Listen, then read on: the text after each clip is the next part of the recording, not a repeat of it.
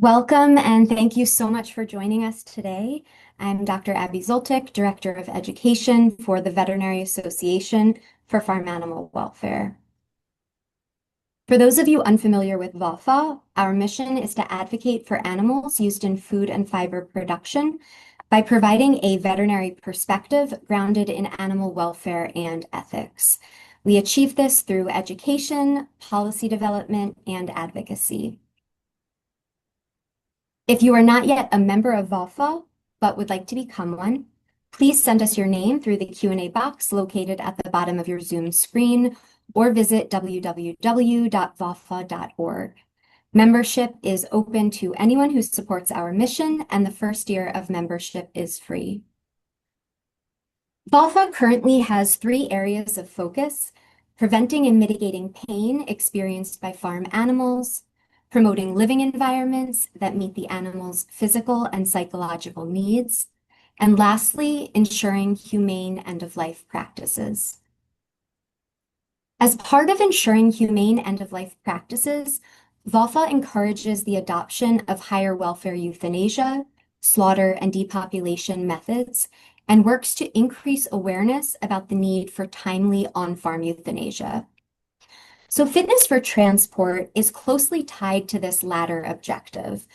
Although transport affects livestock of all ages for various reasons, it is often an animal's last experience prior to slaughter. Transportation represents one of the most stressful events in the lifetime of a farm animal, and veterinarians play a critical role in communicating best management practices for this end-of-life experience. Numerous factors influence the impact of transport on animal welfare, including loading density, environmental conditions and trailer microclimate, travel duration, vehicle design and ventilation, how animals are handled, and the period of feed and water deprivation. Among the most crucial factors are the individual animal's health and condition, that is, their fitness for transport. We are very grateful for today's speaker, who has a wealth of knowledge and expertise in this area. Dr. Lily Edwards-Callaway is currently an associate professor focusing on livestock behavior and welfare at Colorado State University in the Department of Animal Science. Originally from the Northeast with a bachelor's in French from Amherst College, Dr. Edwards-Callaway had her first exposure to the agricultural industry during her time at the University of Rhode Island, where she received a master's in animal science. After finishing her studies, Dr. Edwards-Callaway moved to Colorado, where she received her PhD in livestock behavior under the advisement of Dr. Temple Grandin at Colorado State University. Since the completion of her graduate work, Dr. Edwards-Callaway has held various roles in academia, the packing industry, and cattle production, primarily focusing on improving animal welfare in various management systems, with a specific focus on end-of-life decision-making. She is involved in industry groups and associations to promote and advance the beef and dairy industries. After Dr. Edwards-Callaway's presentation, we will follow up with a question and answer session. Throughout the webinar, you are welcome to submit your questions through the Q&A button at the bottom of your screen, and we will address as many of these questions as time permits. Dr. Edwards-Callaway, we are so excited to have you with us today, and I will now turn things over to you. Thank you. Now let me share. Okay, success. Okay. Okay, great. Thanks for having me. I always get so shy listening to people read about my background. So you heard it all from Abby. I'm going to talk today about fitness for transport. I could have talked about this for hours and hours, but I know depending on what time zone you are, because I think I'm pretty impressed with the amount of time zones we probably have represented on this call. I'm just going to share kind of tidbits that I've found interesting throughout some of these studies that we've done or my experiences. And if you have other questions, I can certainly answer those at the end, as was shared. So let me advance. Okay, so I just want to start off by saying, I think we all are well aware that how we kind of approach animal welfare discussions is really shaped by all the things that we've experienced. So, personal experience, where we've worked, how we have interacted with animals and people, our cultural values, and our individual beliefs. And so I put this kind of dorky picture of myself here. My perspective is from the way end of life. So my kind of first exposure to how dairy cattle kind of made it through the system at the end of their lives was really at the packing plant. So at the slaughter plant. And so I like going to the slaughter plant. I think that's a location that you can affect a lot of change and really make some big impacts on welfare really quickly. And so I just want to say that, I think that's my bias as I approach this topic. And so you all might approach it from a very different perspective, but I think sharing those together, I think we probably get like a more holistic view of the challenge. So I think you already kind of heard at the beginning why fitness for transport is so important. I think it's a hot topic in the industry. I think it has been for a long time. The dairy cattle kind of get the focus. It's the end of their lives. They've done a lot of hard work, and I think we need to be really proactive about how we make those end of life decisions for them. And I don't think we always do that. I share with students a lot because in the animal welfare space, I feel like we focus on the negative things because we want to, get rid of the negative things and improve them. But I think for people that don't necessarily get to participate in the industry to the level that we do, I think it's important to say that there's also a lot of good things. So I think that we're doing a good job for probably the majority of the animals, but there's a larger percentage than I think is probably acceptable that we aren't doing the best, service to or respect for. And so I think those are the animals that it's really important to talk about. I am going to focus on cull cows today. I think I have a little bit of data on some bulls, but generally cull cows is what I'm going to focus on. But I do want to make sure I share that, obviously fitness for transport is important for any type of animal.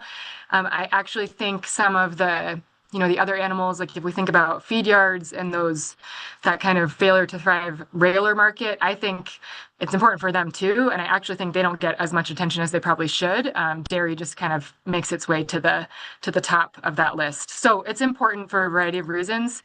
I think animal welfare is a big reason, obviously, maybe one of the main reasons and why we're talking today. So I'm not going to spend a ton of time on this data because I think we know this. So I'm just, sharing this in kind of snippet. How do we know this is even a challenge? And so, I will say, starting kind of backwards and starting at the plant, we see what arrives at the slaughter plant. And not all cows, I would say the majority of cows in the US don't actually go to the slaughter plant first. They go somewhere else first. And so by the time we get to the plant, we see a lot of conditions that are not acceptable and would, the animal would be considered compromised in those conditions. So National Beef Quality Audit, and I actually have the old data on here. Sorry, I thought I updated this slide, but National Beef Quality Audit, that's done every 4-ish years. The last one was 2022. National Cattlemen's Beef Association funds that research, and they go to plants across the nation and look at a variety of things, but they've consistently found over time, there's a decent percentage, 9% was from 2016, of dairy cows that are extremely thin. 43% had some sort of defect, and 23% were mobility challenged. So, I mean, that's almost a quarter where mobility challenge is a big consideration. There was another benchmarking study looking at cattle coming into slaughter plant, and it measured kind of all of those really severe conditions that I have listed right there, and 9% of cattle had one or more of those conditions. And that one really focused on the extreme cases, so it didn't even consider, those ones that are probably not good, but just haven't been called severe yet. So I think we know that fitness for transport is a challenge because of what we're seeing at those terminal markets, the animals coming in. And I think that's just one way that we know, right? But that one's pretty obvious and hard to deny. So I'm going to talk a little bit about what fitness for transport is. And so, I think the things I've kind of noticed, I'm going to talk to you all about a project that we've been working on for a while at the end of this presentation. And so we can kind of circle back to this point. But we had these workshops where people were just kind of talking about fitness for transport. And a couple different things came up that I thought, I don't know if I'd articulated so clearly, like in my mind, until I heard more people kind of saying it. And so I think a lot we focus on what is not fit for transport, right? And so I think that's good. We need to know what's not fit, but I think it might also help us align on what is fit for transport, because I think there's some really obvious things that probably aren't fit. And there's probably, some animals that are really obviously they are fit, but I think that gray part in the middle, or maybe it's not actually gray, but it seems gray because we haven't done the best job that we could, kind of making some of those hard lines on some of those conditions. And so I think focusing a little bit more on what does fitness look like, and why it's important, I think might help when we're working with the people that are actually making those decisions on the ground. I think sometimes we, and I don't know, I use the word we kind of broadly, but when we, have presentations or talk to each other in working groups or, or on committees or different boards or whatever that is, I think we talk at a certain level. And I don't know that we always talk about it in a way that's as meaningful to the people that actually have to make the job and get it done. And then my other comment here is, do we all use the term fitness for transport or fitness to transport? And so even just this little difference, and I'm going to share with you in a minute some different ways we talk about it, but I see it as, it's written as fitness for transport, fitness to transport. I think that's how we talk about it, but I'm not sure when someone's being trained on the farm necessarily that is actually the language that they use. We certainly, I would say, don't use it as much on the plant side when animals are being received. It's more talking about the conditions they have, and not necessarily their fitness to transport. Granted, they're not transporting anything, so I think that might make a little bit of sense, but I think just kind of thinking about how we're using those words and talking about them to the people that have to do the job. And so what I have up here, there's a lot of words on these slides, and I'm happy to share them, or we can always circle back to what these are. But I just kind of went through all the kind of industry programs that talk about fitness for transport or fitness to transport, and have snippets from what they require, just so we can kind of walk through and look at that a little bit together. And so I tried to kind of represent each kind of sector of the supply chain. So this is from the farm program, which I know all of you are probably hugely familiar with. And so the requirement at farm is that the herd health plan includes a written protocol for assessing fitness for transport, which is great. I think that brings awareness to the topic and encourages people to write it down, and they have a process. Whether or not it's followed is a different question, but I think this is a step towards that. And it lists a bunch of conditions that would make an animal not fit for transport. So dehydration, severely lame, body condition score, et cetera, less than 2. And so if we just kind of look at those words, I think you'll see them come up as we move through the other sort of programs. So starting at the dairy, that's what's required if you participate in the farm program, which is obviously a big majority. So I put on here BQA. So this would be, cow-calf feed yards. I know, when we're talking about cull cows, we're not really talking about feed yards, but we are talking about the beef cows that come from cow-calf operations. And so this is the language used on the beef side. I went to their manual and kind of just pulled out the language when they talk about culling guidelines. And so even then, it's kind of different topic category, I guess, subheading is used. The chapter does have fitness for transport in there, and there's some different kind of segments, but I pulled this out because I thought it was kind of probably the closestly relevant to this conversation. But it talks about a little bit about, food safety, public health, withdrawal times at the beginning. It talks about terminal conditions, and then it talks about mobility and body condition. And so those are the ones that I think on the beef side kind of come up probably the most in terms of, that list that we just kind of looked at from the other slide. And so, again, it does talk about body condition. Granted, on beef, we use a different scale, but we're talking the ones on the end of that scale, right? So then auction markets. And so this is the Livestock Marketing Association. So that's one large organization for livestock markets. Not all livestock markets fall under LMA, but they're a big one. And so auction markets, I can't recall the percentage off the top of my head, but it's in the 90% of cull cows go to a market before they go to a slaughter plant. And so this is really, I think, a critical point in the supply chain. And I will say, I mean, and I don't think this is a secret to anybody on this call, it's a really hard part of the supply chain to kind of work through this topic with. And I can kind of explain some of that as I get to the project that we did at the end. But they do have a program. They talk about fitness to transport.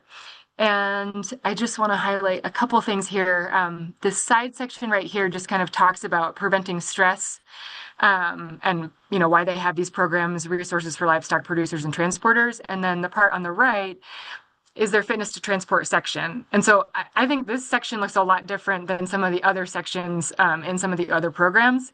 It talks about unloading, but here it's really, it's kind of talking about the truck aligning, how they're handling the livestock, low stress. It does talk about ambulatory versus non-ambulatory animals, and communicating about the condition of the animals, and then loading, so them leaving.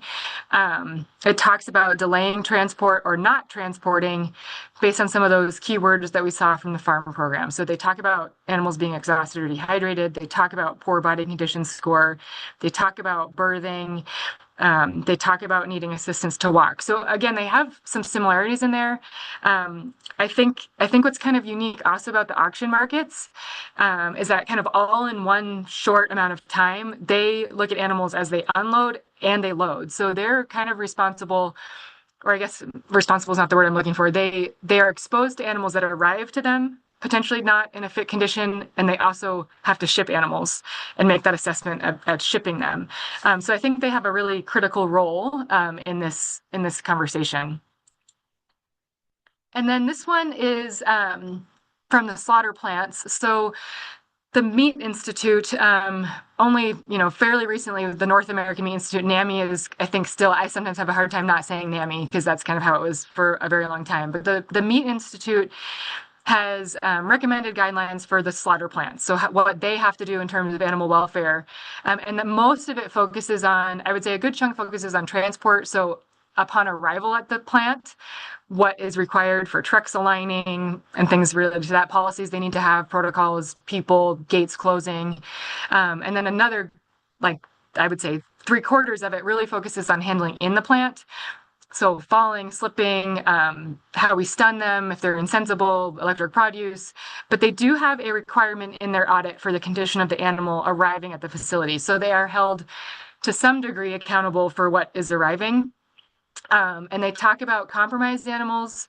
And then they also talk, so they kind of have it in two different categories, compromised animals, and you can see the list there. Again, some similar things to what we've seen in those other programs. And then they do have a different section, so they're kind of counted twice for poor udder condition and severely poor body condition. And so they give a definition of fitness for transport in that. And so that's part of a third-party audit of the slaughter plant. And then the last thing I just want to share is for transporters. So again, transporters, they touch every single point of that supply chain, right? They transport animals between all the different sectors of the industry, and I think they have a really tough job because they are responsible for animal welfare. But I would say the vast majority of the times they don't own the animals, and so I think a lot of times they can't make their own decisions about the animals without going, through some sort of chain of command to kind of talk about what they're seeing. And I think that is a frustrating spot to be in. We recently did a training with some transporters, and the thing I kind of shared with them was, I think that everybody has a responsibility for this. I mean, a cow passes through many, many hands, and so it might be a different responsibility at each of the touch points, but everybody has a responsibility to do what they are able to do for the situation. And so I think that goes for transporters too. There are some things that I think they can do. So I'm just sharing here on the left. This was a survey study done in Europe, and I just, thought it was kind of interesting to share because I think transporters are so important, but we don't have a lot of information about what they kind of think about this topic. And so in this study, 35% of the drivers reported frequently being in doubt when assessing fitness for transport. 75% of them stated that they had at least one time loaded a cow that they were not sure was fit for transport. And I would venture to guess that probably, at least the transporters I've talked to, they probably would say 100%. They've at least done it once, right? Probably more than once, because we've seen what has arrived at the facilities. The other comment I'll just make here too, because it's somewhat related to that, I think one thing that I hear sometimes is that, the animal didn't look like that when it was loaded. I think for some conditions, sure, we can say that transport doesn't make it better, right? But there's some conditions that transport also isn't the cause of, didn't cause. And so I think we need to kind of be careful about just blaming that for the condition the animals are in. Transport's certainly not going to make them look better. And then this excerpt here is from the BQAT manual. So that's the Beef Quality Assurance Transportation Program, which the majority of packers in the U.S. require this of drivers bringing cattle to their facility. So many of the dairy cattle would be hauled, at least on that terminal leg, by someone with this certification. And so you can kind of see here they have two different columns, fit for transport, unfit for transport, and it lists a lot of the similar things that we've talked about. And you can see here that kind of, I highlighted with the BQA, they highlight here on that left side of the table, the body condition score mobility takes up, a decent amount of text in those columns, because I think that's something they kind of call out quite a bit. So I just wanted to go through those because I hadn't done that exercise in a while. I think the last time I looked through there, BQAT didn't even exist. That's been only around since 2017. And so I don't think things have to be 100% aligned, but I think it's helpful that we talk about things in a similar way if we have expectations of people kind of executing upon those requirements. So I'm going to briefly just talk through this list. I could give an hour presentation on each one of these things, and I'm going to highlight a couple as I get through the end of this presentation. But I think this topic, it's super complicated, and I think that's one reason why it makes it very challenging. As I kind of pointed out, we have a huge supply chain that has different stakeholders. We have dairies, we have auction markets, like I talked about. We have transporters, we have slaughter plants, we probably have multiple sale barns in there.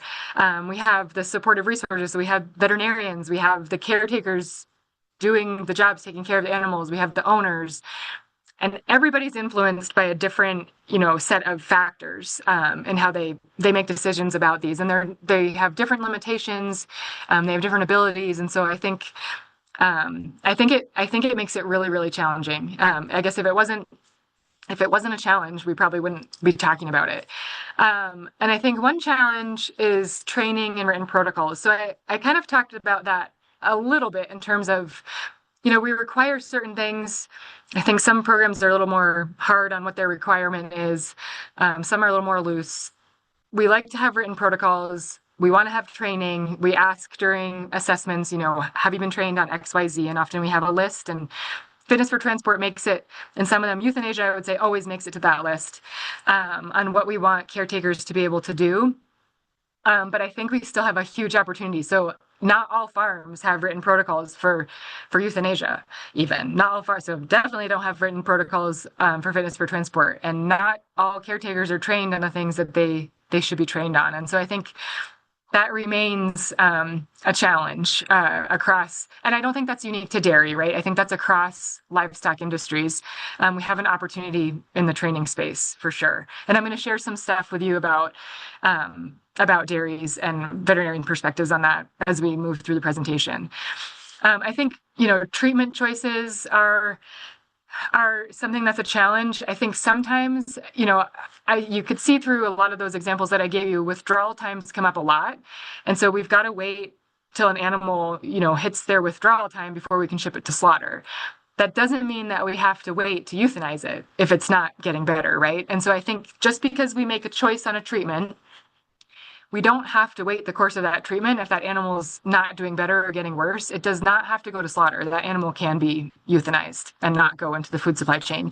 And I think sometimes, I know when we've done work with dairy caretakers, if you think from their perspective, their job is to keep that animal alive and care for it. And so they want to do all the things they can. And there's always those exceptions that this one animal got better. And so everybody, wants that to happen. And so I think sometimes we prolong those decisions because we really are hoping that animal is going to get better. And so when they, when a caretaker has to euthanize an animal, I think that sometimes can be viewed as a failure because they failed to be able to keep that animal alive. And so I think that's an important thing to be able to talk about with people because it's a very difficult decision sometimes for them to make.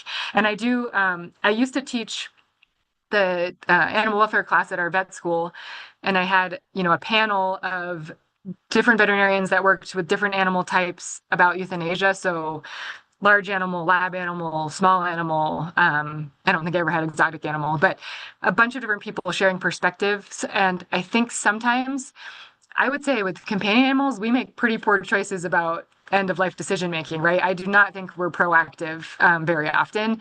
And I think that sometimes people that aren't familiar with agriculture think that we're being cruel making those decisions too late. And I think sometimes it's because we want the animal to get better. And so I think sometimes just thinking about that difference or that similarities across animal types can just help give a little perspective. Assessing quality of life. I think this is a kind of interesting one. If you look at the literature on human medicine, like human research, when we assess quality of life, there are tons of different scales on how we assess quality of life. And within any one research paper, there's usually multiple scales that are used to do that. If you look at companion animals, there's more scales, not more than humans, but more than ag animals. And in companion animals, I just kind of mentioned the end of life decision making. They have some scales where you kind of, mark, is the animal doing this, this, and that? The next day, is it doing the same thing? And it gives you an idea of that kind of holistic quality of what that animal is experiencing to help you make those decisions, because it gets hard when you're kind of doing it. So it gives you a little bit more of an objective way to assess that. And in cattle, we really don't have a really great way of doing that. I think we might have great ways of doing that on a case-by-case basis in some dairies that, have prioritized that. But I think there's opportunity to kind of develop a checklist, a scale, an assessment that might help make some of these hard decisions. The economic disincentive or incentive. I think this is, unfortunately, maybe I should have put it at the top of the list. I think this is present throughout all of the steps of the supply chain. I think, unfortunately, there's not enough economic disincentives to send animals that are in poor condition, right? If you don't have to euthanize an animal, you don't have to dispose of it. You don't have to pay for the cost of the euthanasia.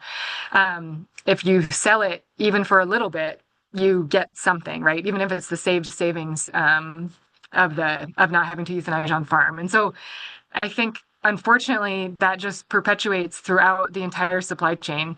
And I think you can't get around that, right? That's part of the conversation, but I think we need to elevate the welfare part of the conversation, because at some point, I don't think that economic incentive to send it should outweigh the detriment to welfare that we're seeing. I kind of mentioned human-animal bond a little bit. I think obviously a human-animal bond or relationship, or however you want to call it, is different between a caretaker and a cow than probably it is between that caretaker and its dog at home. But I think we don't acknowledge that enough. And then, the different stakeholders. So as I mentioned kind of at the beginning of talking about this slide, the different stakeholders have all these same things that they're thinking about, maybe to different degrees, but they might think about it differently. And so I think that adds another layer of complexity to the whole conversation. So I'm going to switch gears and spend the rest of the time talking about stakeholder perspectives. And so we kind of, we've been talking about end-of-life decision-making. We focus more on fitness for transport, and I'm going to continue to focus on fitness for transport, but I think euthanasia is part of an option for an end-of-life decision. And so I'm going to talk about a grant that we worked on. So we got funding to work on a large project related to this very topic. And so we said we were going to look at the entire supply chain and try to understand better the perspectives of people making the decisions at each point in the supply chain. We focused on dairy for how and why they make these euthanasia and fitness transport decisions. So it was a cool project. We did a survey to start, which is what I'm going to spend time talking to you about. And actually, I have a slide to show you the trajectory, so I'll pause on that for a minute. the thing I want to mention is we kind of did this in the framework of a social ecological framework. So this framework exists. It's used. It's not really applied to tons of agricultural topics. There's a paper that looked at it in relation to zoonotic diseases in, I think it was dairy workers.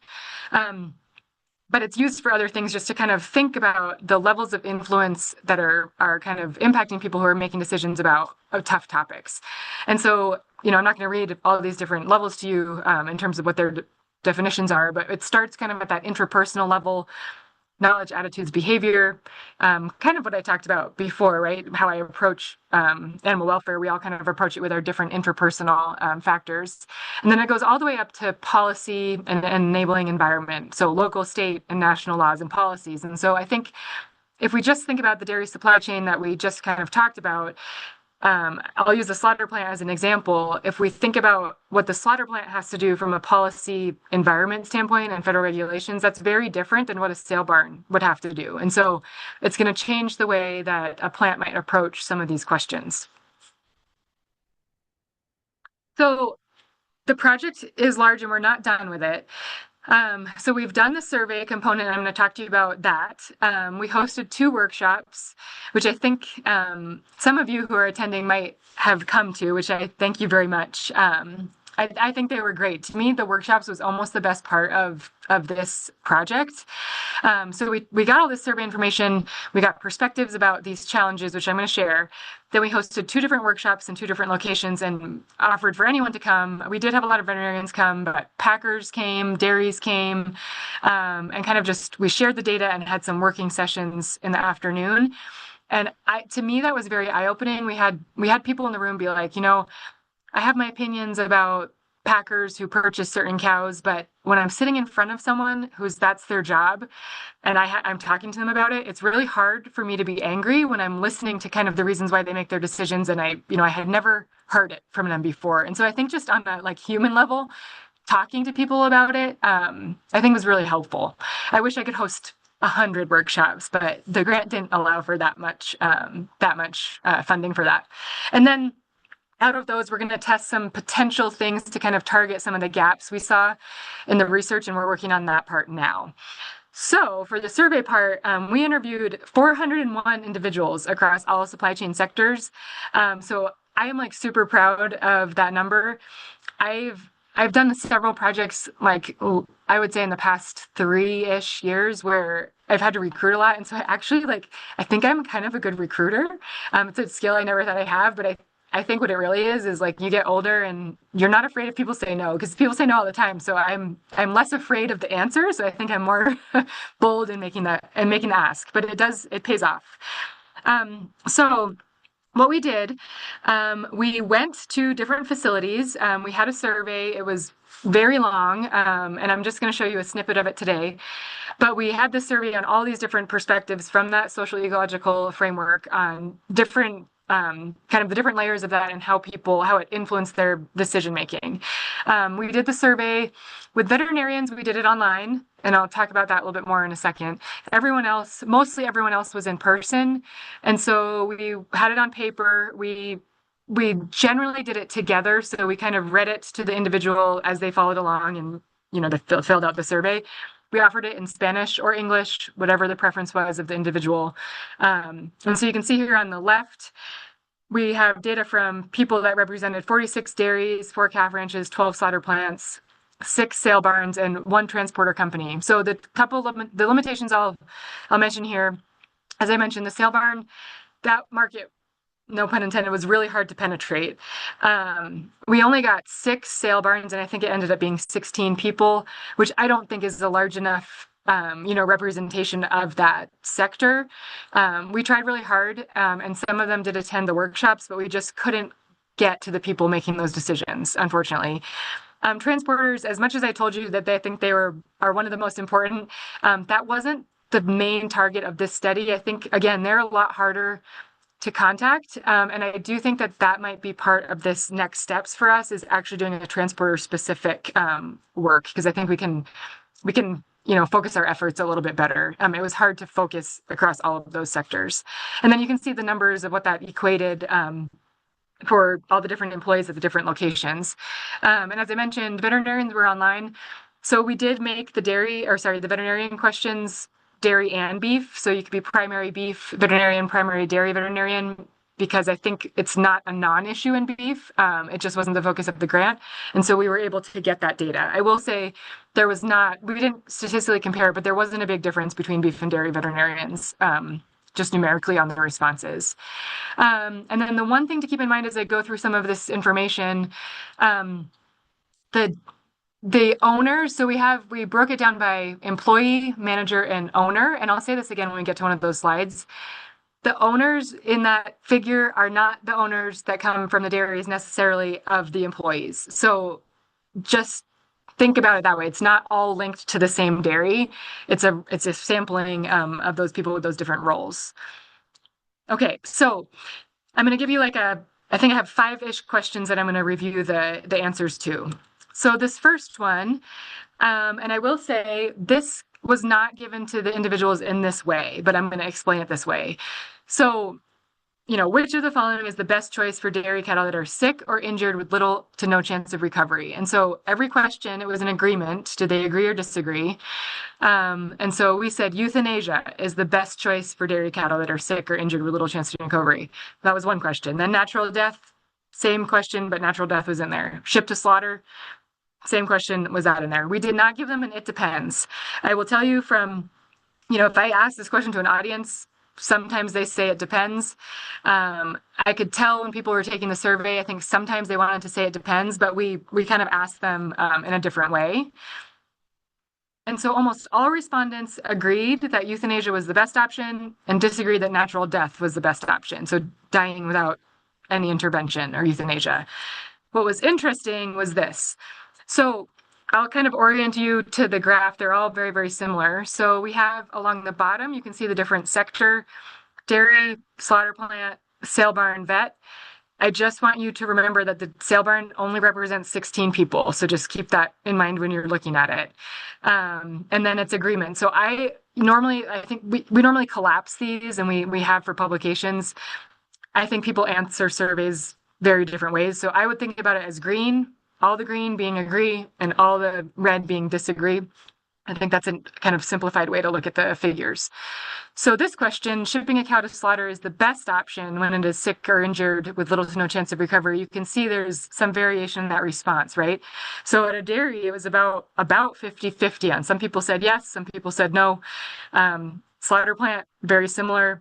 Sale barn, fewer people agreed. And then the vet, again, it's not too far off from 50-50. So I think people are thinking about this question, despite the fact that it says when it is sick or injured with little to no chance of recovery, there are some considerations that they're making when they're answering this question, right? They're considering maybe it's fitness for transport, what actually is the problem with it, what it's been treated with. But I think it tells a lot about the topic that we're talking about how variable it is across the stakeholders. So it's the same question, but this was only from the dairy subpopulation. So we looked at the difference in opinions between employees, managers and supervisors, and then owners. And so if you look at this, there was a significant impact of role on how people answered this question. So more owners agreed that shipping a cow to slaughter is the best option when it is sick or injured with little to no chance of recovery. And I think I would bet you that none of you are necessarily surprised by that. We have no idea how involved these owners were, what the dairy structure was, anything like that. But if we just hear the word owner, they probably have a lot more financial responsibility and accountability. And if they don't ship that cow, I think that impacts the bottom line. And so I don't know that's the only reason, but I do think that's probably a reason that we might see this difference. They also are the ones that probably, depending on the size of the dairy, aren't necessarily making those decisions to ship it. And so I think there could be a disconnect between what actually is occurring. Okay, so protocols and training. Most people, and I didn't have the other ones on here, felt good about their knowledge of euthanasia, identifying when an animal's in pain, and then also knowing when what makes a cow fit for transport. Almost all respondents across all sectors agreed that they were comfortable with that. It was a little bit lower in the slaughter plant, but I think that totally makes sense because they actually aren't shipping animals, and so they might just kind of talk about it a little bit differently. So we asked them does your company, yes or no, provide fitness for transport training? We didn't ask this of the slaughter plants because they don't ship any animals. And if you can see here, I mean, it's not 100%, right? So only 80% of those dairies said that that the company provides fitness for transport training. Some said they didn't know, and we did. I should have said this at the beginning. We only included people that either participated in euthanasia decision making or the performance of it, or fitness for transport decision making, or actually the performance of making that decision. So, or loading them on the truck. So everyone that took the survey had some relation to these two topics. And then the sale barn was even fewer said that they had training. And that was part of the program that I shared with you. They do have that within their kind of guidelines. So then we asked veterinarians a slightly different question. So the veterinarians got almost the same questions, but they were kind of from the perspective of how a veterinarian would approach that topic. So this one on the left is, my cattle clients provide fitness for transport training for their employees. Almost a third said they weren't sure. About half, a little under half, said they did, and then the quarter said, a little less than a quarter said no. And so I think that's actually fairly interesting, because on dairies, they're part of the farm program. They at least require a written protocol, and it has to be part of the herd health plan, and people are trained on it. So that seems like a gap. And then we asked the veterinarians as well if they provided fitness for transport training for their cattle clients. And that's like almost a perfect 3/3, but some did. A third provided it. All of their clients they provided it for. Some said some of their clients, and then a third said they didn't provide it for any of their clients. When sharing this with some groups where there were, we had those discussions and workshops, I think that some veterinarians, and you all can speak better to this than I can, I think some really want opportunities to be involved more in things like this. And I think others are like, I don't have any more bandwidth to do more. And so I think there's probably some people in the middle. So I think depending on kind of where you practice as well. So we asked about knowledge and trust about other supply chain sectors. So this question was asking about kind of their decisions in relation to the rest of the supply chain. So my decisions regarding shipping cows to slaughter impact the other sectors of the dairy supply chain. Agree or disagree? And again, since slaughter plants don't ship, we didn't put them on here. And so you can kind of see the majority across all cases agreed that their decisions to shipping cows impacts other sectors. But I still think, if we look at the dairy in particular, almost a quarter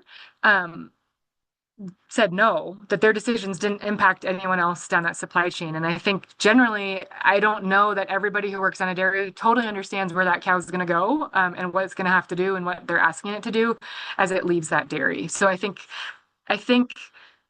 the reverse is probably the case for the plant as well. This next question, you can actually see that. It's not the same question, but it's related. So let me show you that.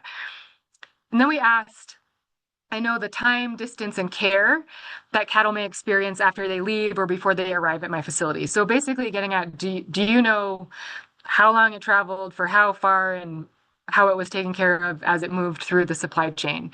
And so this is a frequency, so the graph's a little bit more colorful. We have always, which is dark. Most of the time is the light green. Some of the time, seldom, and never. So if we look at the dairy, for example, there's a good portion that always know, but if we look up that kind of bar, there's still a decent amount of individuals that only sometimes know. Maybe it depends on the type of cow, the day of the week, seldom know, and some never know how those animals, or where they go, or how they're treated, how long it takes. And then I think the slaughter plant is another one to look at. That one even more said never. So almost a third said they'd never know where those cattle are coming from. And then if you look at, again, sale barn is a very small sample size, but if we look at veterinarians, kind of similar to the dairy, except much lower on the always. It was more just sometimes, or most of the time, sorry. And then we asked about trust. So I think this topic I think sometimes this topic can get a little heated because I think everybody thinks they're making the right decisions and everybody else is making the wrong decisions. And so we did ask about trust. So I trust other people in the supply chain to make good decisions for the cow or calf that's getting transported. And again, this is the same, always, most, some, seldom, never. And it's kind of a mix of things. I think if we look at the green at the bottom, so that's always and most of the time, I think the majority, at least half, for the most part, I think want to trust, right? They do trust, and I think that's means that there's probably a desire to trust. But then there's some question kind of at the top. Some people say never, and I think that's a little bit sad too, right? That we're not trusting that everybody's making good decisions. But if we think about what we're seeing, and I think you see the never mostly at the slaughter plant, 7%. If they see animals coming in really, really poor condition, it probably makes them question kind of how that animal has been treated as it makes its way to them. And then this is, I think, the final couple ones that I'm going to show you. So one thing that came up a lot, and I think we all know this, right? One, we don't necessarily know where the cattle are going, but that makes it really hard to know about the condition when they arrive at the plant. So is there any feedback in the process? We sent this animal, we want to know what she looked like when she got to the next place. And so the question was, I received feedback about cows who arrive in poor condition at the slaughter plant. And again, it's frequency, but you can see here, if we just look at the blue, a good chunk of people at the dairy and the sale barn don't get feedback. And I think people are working on that more, but I think it's very specific dairies that have relationships with plants. And I think it's hard to do. I don't think it means it's insurmountable, but I think we have some opportunity here for sure. And we did ask veterinarians about, do they know if their cattle clients share feedback with their employees about cows who arrive in poor condition at the slaughter plant. And so almost half said they don't know if they do or not. And so I think just, depending on the relationship, veterinarians could work in this survey, could have worked with one dairy, they could have worked with 10 dairies. So I think, probably it depends on that relationship with that dairy. But I think this is definitely an opportunity. If we want people to be able to change their behavior, I think we have to give them information to help kind of make that change. So, I call this a call to action. I don't know if that's the right term for it, but I didn't want to share all this information with you and then just be like, yeah, here it is. Go on your merry way. But I think, one thing that I think veterinarians could definitely do, if it's not being done already, is talk to their clients about fitness for transport. I think awareness really does go a long way. When I worked at JBS a long time ago, we did a lot of work with bruising. And we shared that with the transporters, and they wanted to know if their cattle were more bruised than other people's, or, they wanted to do better. And there was no metric for measurement on if you're doing better, but it actually improved because I think people just were aware of it. So understanding that the decisions they're making are actually impacting this outcome, I think goes a longer way than I think we realize sometimes. I think sometimes we feel like we don't have to say it because it's so obvious, but sometimes when we don't say it and people aren't aware, that actually resonates, right? It's like silence, when I think we just need to fill that sometimes. Assist with protocols, assess fitness for transport together. I think, having a protocol is not the only thing that needs to happen. I think making those decisions together when the animal's actually being loaded on the truck, not when it just goes into the cull pen, I think is really important. So if you do it with the people that work on the dairies you work with, or if you encourage the managers or the supervisors to do it, I think either way it can be really good. Get involved in the training if you have the ability to do that. I think help demystify where the cows are going. I think sometimes it's hard to get that information no matter what position you're in, but sometimes veterinarians, I think, are in a better position to kind of get that. And even if it's not saying they're going to XYZ sale barn and then to this plant, I think just helping explain what that journey looks like for that cow leaving, as a approximate, I think could go a long way in people kind of understanding what they're asking that animal to do. And then I think this is kind of related, but if it's possible, connect the slaughter plants with cattle connect with the slaughter plants or cattle procurement. Sorry, cattle procurement. And the last word in my presentation I can't say. Connect them together to kind of help establish some of that feedback. Again, I'm not saying that's going to be possible, number one, or in all situations, but I think if you, as a, supportive resource for that dairy, have the ability to kind of help at least connect or help navigate those conversations, or direct people, I think that could be really valuable. So that was all I had to share, and I'm happy to answer any questions that people may have.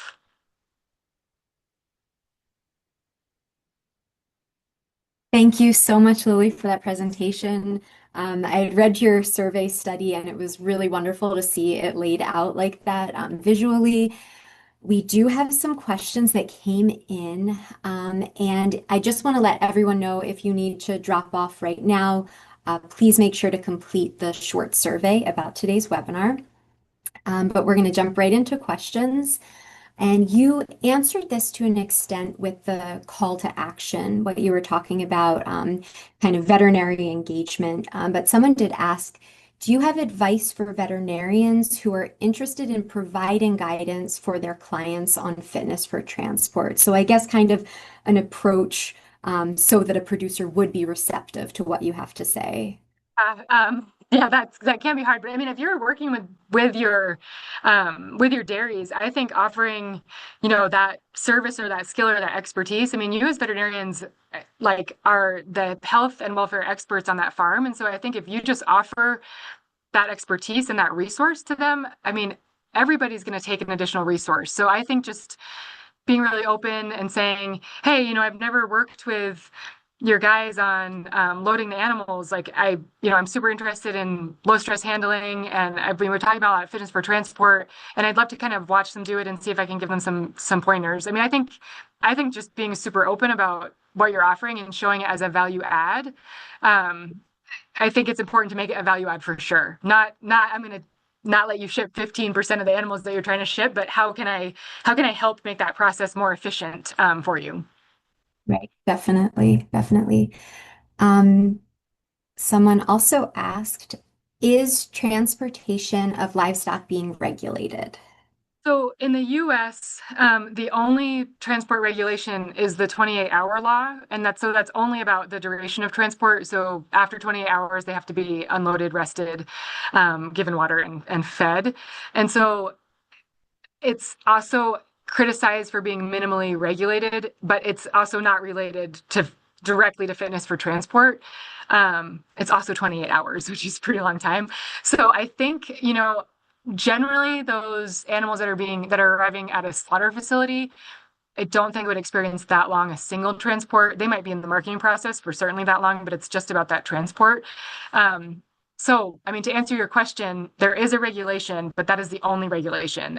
In other countries, it's different. Canada has a code of practice that has a lot more details on fitness for transport, and that is regulated, and we don't do that here, which I think, I don't think everybody loves regulations, but that is one way to make things happen. Right.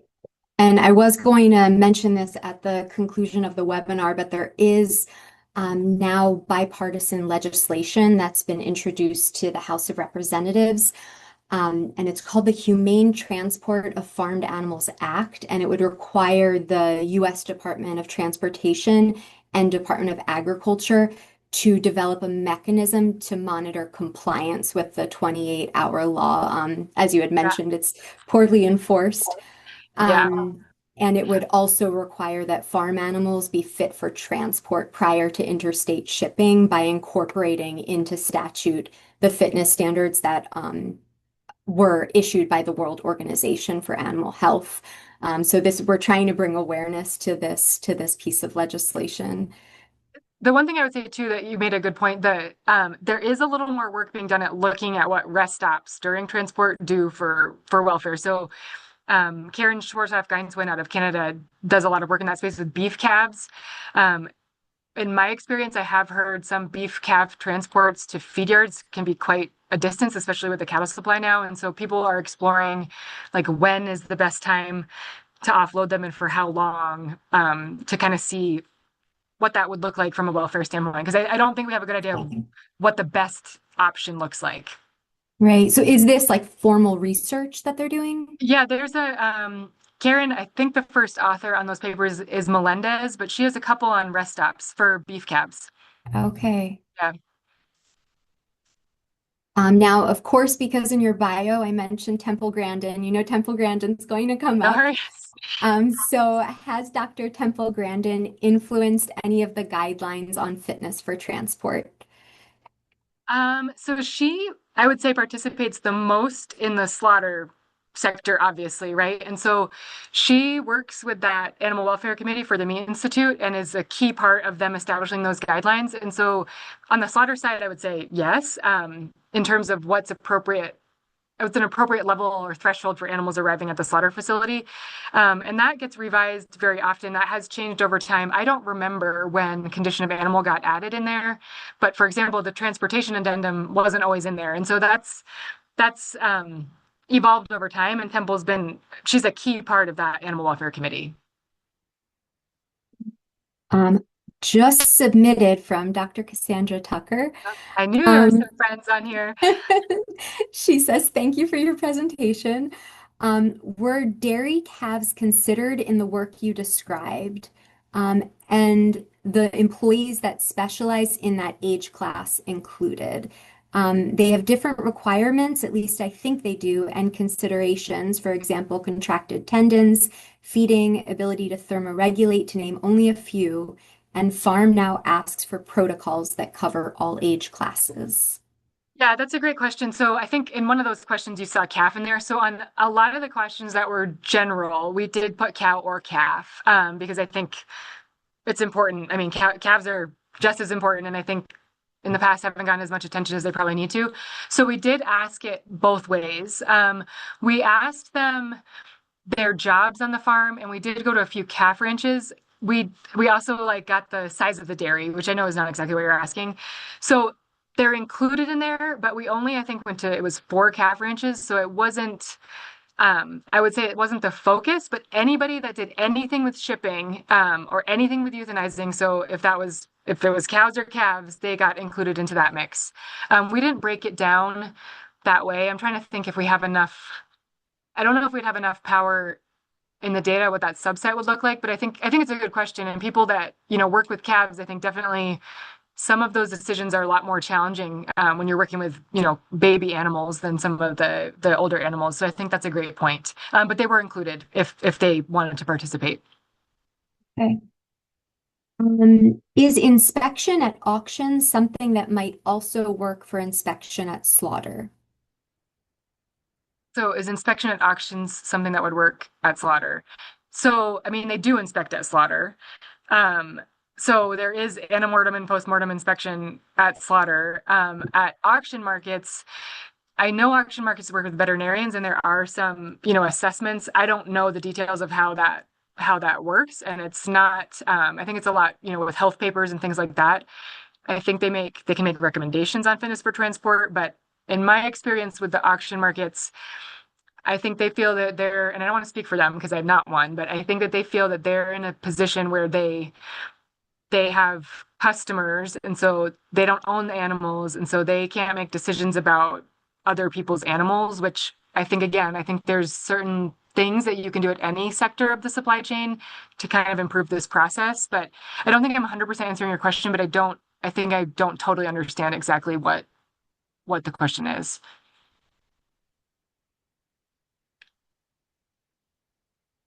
I think that you did a good job Oh, answering it as best you could. okay. Um, okay, we still have more questions coming in. I think um, I'm going to limit it to just a few more so I don't keep you for too long. I know it's late for everyone. Can truckers reject cattle they think are unfit for transport? Yeah, so I think that depends probably on them and their company that they work for. But we just did a training with some transporters, and the like manager of the transporters was like, if you have one that's not fit for transport, you call your supervisor or dispatcher and tell them. So I think that they certainly can reject it. I think there has to be an understanding of what that chain of command is if they have to call someone and get permission to do it. But I think it's at least a conversation. Um, I think I don't think that's a perfect system. I think some maybe don't feel comfortable doing that. But so my answer to that is I think it's variable, but I think depending on the company and the situation, they certainly can say they don't want to take the animal. they're not going to necessarily get an answer they like back, right? But they can Right. say. So, And do you know of any data on the number or percentage of livestock that die during transport? so there is I, in one of the publications that I have, I had to FOIA this, I had to request this because I don't think it's published like in the cumulative way that it looks at antemortem condemns. And so ones that died during transport, if they arrived at the plant, I think and had to be euthanized, I think many more, I think they arrive at the plant and have to be euthanized maybe more often than they're dead on the truck that's my feeling based on my experience. It's a low percentage, and I can send Abby that paper that has that graph in it. I just can't recall the percentage. It's a very low percentage when you think of the number of animals. It's still a large number of animals, and it is a higher percentage in cull dairy cows than it is in cull beef cows, and it's certainly higher in cull animals than it is in fed animals. So I don't have that number on top of my head, but I think I think it's low, but it doesn't mean that it's not necessarily a concern, right? And if you send me that resource, I can Yeah, I forward can send it that to to you. the Yeah, individual who asked the yeah. question. So I just got another one. This one is via text. The questions are coming in from Wow. every angle. This one is, what would be the logistics of getting feedback on animal condition upon arrival at the plant? Is there a role for regulatory agencies like FSIS? Yeah, that's a good question. I don't know if there's a role for regulatory agencies or not. I think that there could be creative solutions to kind of bridging that gap. I think sharing data across any platforms is always a challenge, but I don't think this has to be like the most perfect data matching share ever either, right? It can start as something a little bit more simple. So I think on some dairies will sell directly to a slaughter plant. It's not the majority, but I think that is an easy relationship. I mean, if that hasn't been identified as something that can be shared back, then I mean, that's an easy step, right? It doesn't mean it's going to be perfect at first, but I think working with the people that buy your cows would be a great first step. And then I think, if the animal goes to a sell barn, that does get more complicated, but I do think those relationships, you go to certain sales all the time, the same cattle buyers are always there. You kind of know who's buying those cattle. I think it's trying to identify and work with the cattle procurement. So I know we had a woman from Cargill come to one of our workshops who's cattle procurement, and she was like, "Call me up and talk to me about it." And she really wanted to have those conversations. I'm not saying she's going to send an Excel spreadsheet with all the information right away, but I do think that it was quite an open offer to like talk to your cattle procurement, your cattle buyer, and so I think it's figuring out how to get to that person, and so that will be very different for different dairies. Okay. That was going to be the last, but I just got a Uh-oh. request to please ask this last question that came Uh-oh. in. Are they going to give you Um, something for asking it? so this is, you raise a good point on legislation. Sometimes that path can backfire. If we legislate before we understand what is better or worse, then we are stuck with it. Much like UK is now pushing back on CO2 stunning in pigs. It is worth knowing that CIWF advocated for the legislation to require CO2 stunning, but now we know better. What would Dr. Edwards-Callaway like to know more about before we make for strict enforcement on transport specifics for calves? No, that's a big question. I don't know that I think or said that legislation is the best path because I don't think people usually like that path, and I agree with you. It backfires. I would also say that I think just in the example you shared of CO2, I think we knew that what CO2 did when it was stunning an animal. I think it was only that it kind of caught up to us and now we don't want it. But I don't think it was like a secret that what we were doing took longer than some of the other forms of stunning. So I guess if I think about that with fitness for transport, I think the the conditions that we think are bad are bad. I don't think that that would change if we figured out more information. I don't think we need more research to know that animals that are emaciated or animals that are severely lame or, animals that have severe prolapses are in poor welfare condition, right? So, um, So I guess I don't know what I need to know to make the right legislation. I think I would like us to kind of make some of our own decisions and make some correct decisions about shipping animals. And I think in order to change our behavior, we do need to kind of understand how that animal looks at the end of the supply chain. So I think if there's something I would really want to know, it would be to know what the feedback is to the dairies about the decisions they made and what those cows look like when they get to slaughter. Absolutely. Okay. So we will end there. Thank you again so much for sharing your expertise on these topics. We had been hoping to have you speak for us for a long Very time, so nice. we are so grateful to have you here. And we're going to be posting a recording of today's webinar on VAFAW's website in the coming days. Certificates of participation for CE credit will be emailed over the next week to veterinarians and veterinary technicians who are VAFAW members. And finally, if you are not already a VAFAW member, please consider joining. The first year of membership is free. And thank you everyone again so much for joining.